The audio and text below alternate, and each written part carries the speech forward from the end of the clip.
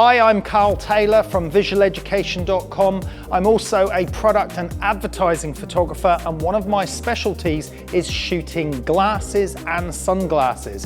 In fact, I've shot for all the big brands from Karl Lagerfeld to Armani, Boss, FC UK, Hilfiger, all the big brands you can think of. And today I'm going to walk you through a lighting setup on this pair of sunglasses, but I'm also going to demonstrate to you the power of working with extension tubes.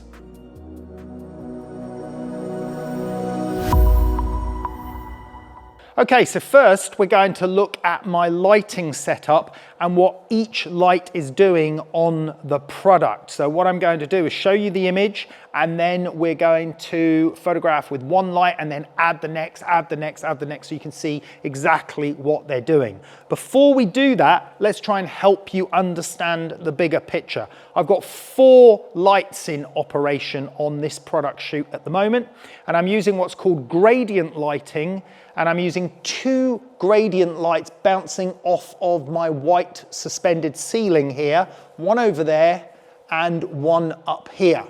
I then have another gradient light shining through this scrim roll here. So that's a gradation of light. It means it's stronger here, gets weaker over here. And then I've got another little small Fresnel spotlight shining into the glasses through the transparency, just to give me a little bit more of the tortoise shell material. And then finally, I have a mirror here, and that mirror is bouncing some light back from over here to add a little bit of light down one of the arms. Now, interestingly, using a white ceiling is a really good choice for this sort of lighting, because you can create your gradient reflections on the ceiling, just a standard P70 reflector here, and that softening of the light at the edges there means you go from a harder, stronger ball of light that gradates away and gets weaker and weaker. And that light is an image forming reflection in glossy surfaces. That's what we see in glossy products, and that's what makes products look luxurious and desirable. So let's go and take a look at the image and look at each light and what it's doing, and then we'll talk about the focal lengths, the extension tubes, and how you can use those to your advantage. Okay, so the image that I've got on screen now is the 4 lights combined and the mirror. And what would be interesting to show you is what each light and the mirror are doing individually, so you can understand the lighting setup. After that, we're going to look at the focal length extension tube combination and how that varies depending on the lens you're using, and also what your options are. And then further to that, I'm going to try and show you a focus stack where we go from this shallower depth of field through a continuous depth of field across the product and put that together. Let's start off with the lighting. So Emma's going to turn off all of the lights except one of them, and then I'm going to take the photograph so you can see what that first light is doing. So light number 1 is the one that you can see above Emma there on the ceiling, and we're going to take the photograph now for that one, and that's just that light alone. And you'll see in this first result, there you go. So that glow here in the lower lens on the left hand and right hand lens is from that light coming off the ceiling. If we compare that to the whole shot, you can see that's just that subtle amount down at the bottom there and also on the edge of the frame. Now, notice we spoke earlier about gradients. You can see that's a gradient because that is the product glossy surface reflecting an image of the light source on the ceiling. And this is why we talk about image forming reflections. That means you're seeing actually the light source in the product. And therefore, we're making that light source look like a gradient and a smoother transition. It's just a little bit more pleasing on the eye. Okay, Emma, add light number 2, please. So the second light that's just come on is another ball of light on the ceiling from another P70, but this time it's got a honeycomb grid on it just to keep a slightly smaller ball. And that's going to add a glow of light in the top of the sunglass lenses. So let's now take another shot. And now you can see that glow of light coming in at the top of the lenses here and here. So we've got a combination from these two lights, those two glows and these two glows. Now Emma's going to add light number 3. So this light is another gradient light, but it's coming through a roll of diffusion material, some Lee diffusion scrim. And this is going to add a little bit light up the arm of the glasses. There you go. You can see it's added light up the arm of the glasses here and up the arm of the glasses here. But also notice this line of light that's been added here along the bottom edge of that arm. That wasn't there before either. That is coming from the mirror that is below the glasses on the right-hand side, and that mirror is bouncing light back from that scrim roll into the mirror to the underside of the glasses. So I just spent a little time positioning it on the flexible Manfrotto arm, bending it around to add that really nice catch light along the edge of the glasses. My final light, we're looking at this detail here in the tortoise shell material. It was a little bit dead, so I wanted to get a little bit more light coming through it. So Emma's just put light number 4 on, which is that small Fresnel spotlight, which is just shining up at that arm from behind it. And if we take that shot with that light added, you'll see a little bit of liveliness. There you go, come through the tortoise shell material. So if we go back in steps, we go back to the full shot here, then the first light, adding the second light, adding the third light and the mirror, and then adding that final 4th light, just bringing that glow through the tortoise shell material. And those 4 lights have given me really quite a nice effect on the shot. Now, the 4th light has caused a little bit of problem over on the right-hand side here. You see we've got this brighter catch light here that I don't really like that much. So what I would be doing is I'd be putting a blend of the image there, the previous one, with that image just for that part to remove that catch light. That's something I'd be doing in post-production. Okay, next thing we're going to look at is focal lengths and extension tubes and how I'm working with those and why. Okay, so we're going to move on to looking at focal lengths and extension tubes now and how powerful they can be for your product photography. But if you're really interested in product photography, specifically cosmetics, glasses, fashion accessories, all sorts of things, even cars, motorbikes, anything you can think of in product photography, on visualeducation.com, we have got one of the biggest libraries of professional studio photo shoots showing you all the tips and techniques from my 30-year career, giving you all the best advice possible.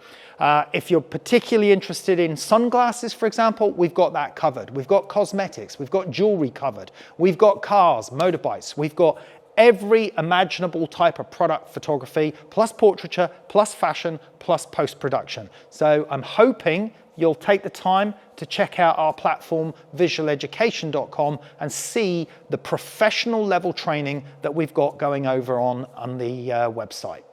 Okay, let's move on to the focal length and shooting. I spoke to you earlier about extension tubes. Let me just take this off of here, and I'm going to take the extension tube off. That is an extension tube. Now, this is an interesting piece of equipment. It doesn't have a lens in it. It's completely hollow. I'm just putting my finger through it there. It's basically just a spacer. You see there? It's just a thin spacer. This one is the 9mm spacer for the Hasselblad X2D. This is actually a new piece of kit that Hasselblad have recently introduced. And I'm really, really glad that they've brought this in, because I used to use extension tubes on the H6 and on the 35mm systems because they were readily available, but they hadn't yet done an extension tube for the X2D system, and now they've got this out. Now let me explain what an extension tube does.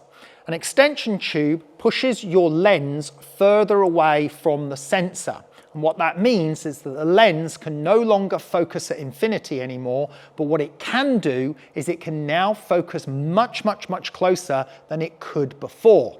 Now, when something can focus much, much closer, you can be closer to the subject, meaning more magnification. So essentially, an extension tube turns pretty much any lens into a macro lens. But what I love about it for my product photography, my style of product photography in particular, is it means that I can become really intimate with the product from a perspective point of view. A lot of product photography with normal lenses has to be done with standard macro lenses that might have focal lengths of 100 or 120 millimeter. And for me, that kind of pushes you far away from the subject and you don't get that sort of intimate perspective. Here, I'm able to go to the 55 millimeter lens, which is about 40 millimeter in 35mm format. So sort of, you know, slightly above wide angle. And that's allowing me to get a completely different perspective on the product, and the feeling of intimacy comes back. And that's my style of shooting with product photography. But I wasn't able to do that before with the lens range I had for the X2D because there was no extension tube, but there is now. There are extension tubes readily available for all 35mm brands, Canon, Nikon, etc. So if you want to use extension tubes and investigate them, I'm sure they're going to be covered within your particular camera system. Now, let's show you the difference with and without the extension tube. You've just seen the shot I've taken with the extension tube. I'm going to put the lens back on now, and I'm going to show you what it would be like without the extension tube, and then we're going to put the extension tube in comparison to the macro lens without it, and then the macro lens with it, to give you some further ideas on what this does for me. Okay, so we have the 55mm lens on now, and you can see it cannot focus close enough. I'll take the picture, we'll take a look at the result, and you'll see that the picture is out of focus and the product is much smaller than it was with the extension tube. So the alternative is that I have to move further back. So if I take the camera further back to the point of where the product becomes sharp, that's the closest focusing point I can use with this lens without the extension tube, take the shot, and then basically that image that we see now is how it would be without the extension tube with that lens. And whilst it's a perfectly good image that we could crop into, it still doesn't give me that level of intimacy that I want by being in there close to the product, looking, you know, really close up to the product, like we had, say, in that image there with the extension tube. So what would it be like with an actual macro lens that can already focus close? Let's change it over to the macro lens.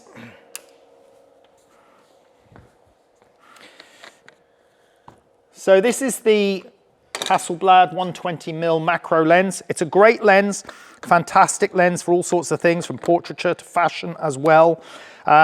It's not really a superb macro lens in the sense that it doesn't give you enough magnification.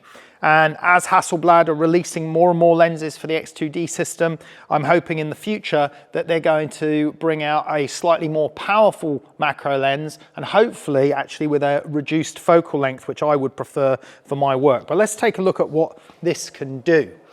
So if I frame this shot up to have the same compositional area as the 55mm with the extension tube, that would be somewhere, let me just move my focus point. That would be somewhere around about there. So we take that shot, and whilst the result from that will be perfectly good, you can see there's a difference in the perspective of the shot, in how the shot feels compared to that. So we have more sort of, if you like, actual intentional distortion from being in close to the product and that level of intimacy and that slight distortion that we're creating by using a wider angle lens with the extension tube, compared with just using a straight macro lens, the perspective is compressed and everything's a little bit flatter, and it's perfectly okay, perfectly great. I use it still for a lot of product photography, but I like to have that option of going in closer with a wider angle lens, and now I can do that with the extension tube. So what happens if we actually add the extension tube to the macro lens?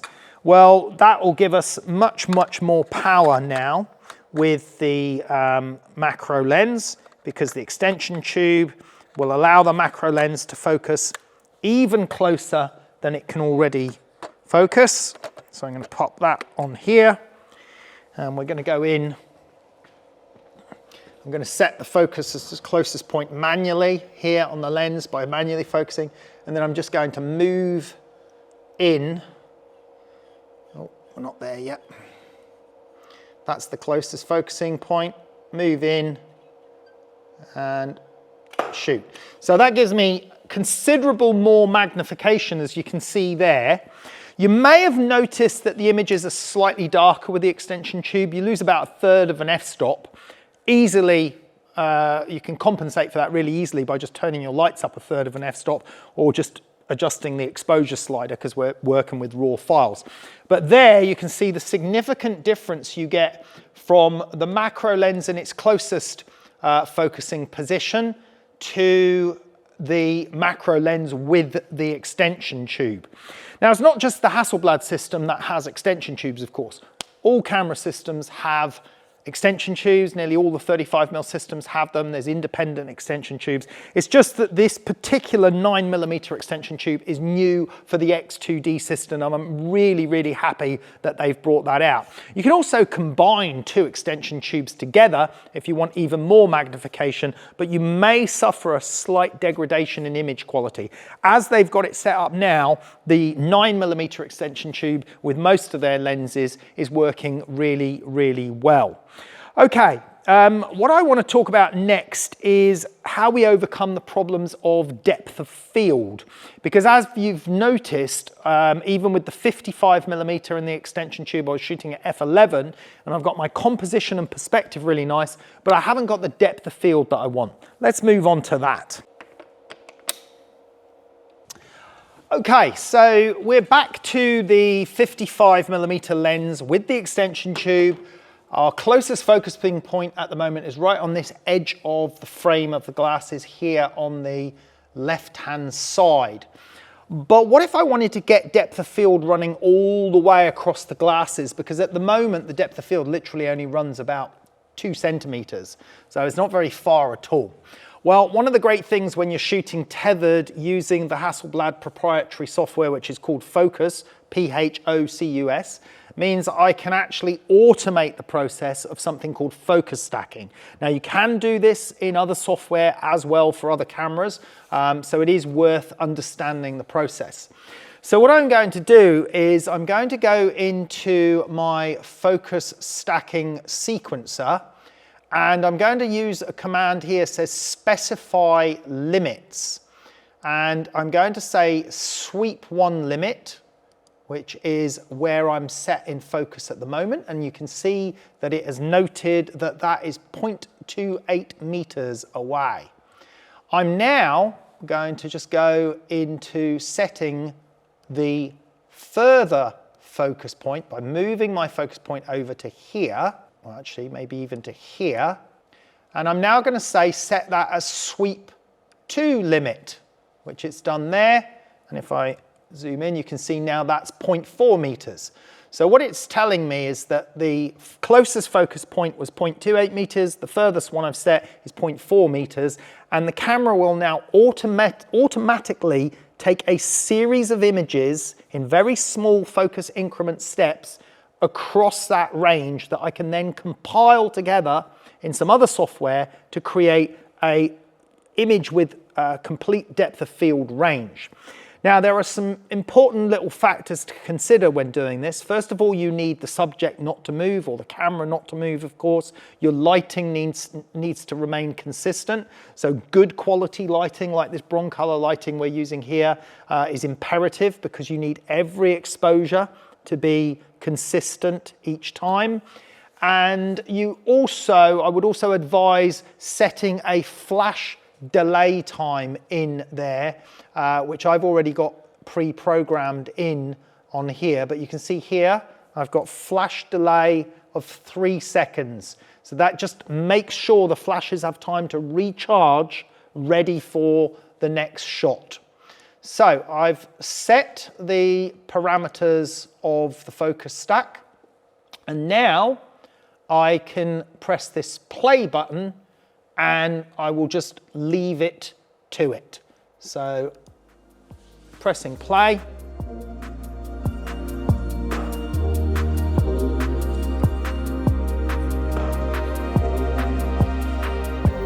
And it's running through very small adjustments in focus points across the image as we go across. So each new shot after the 3-second delay is actually photographing slightly more focused into the image.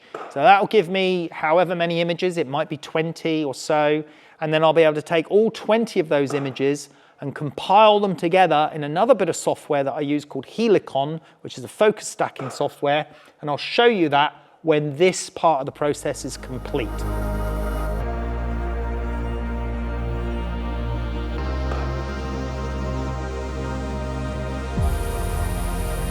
Okay, that was interesting actually.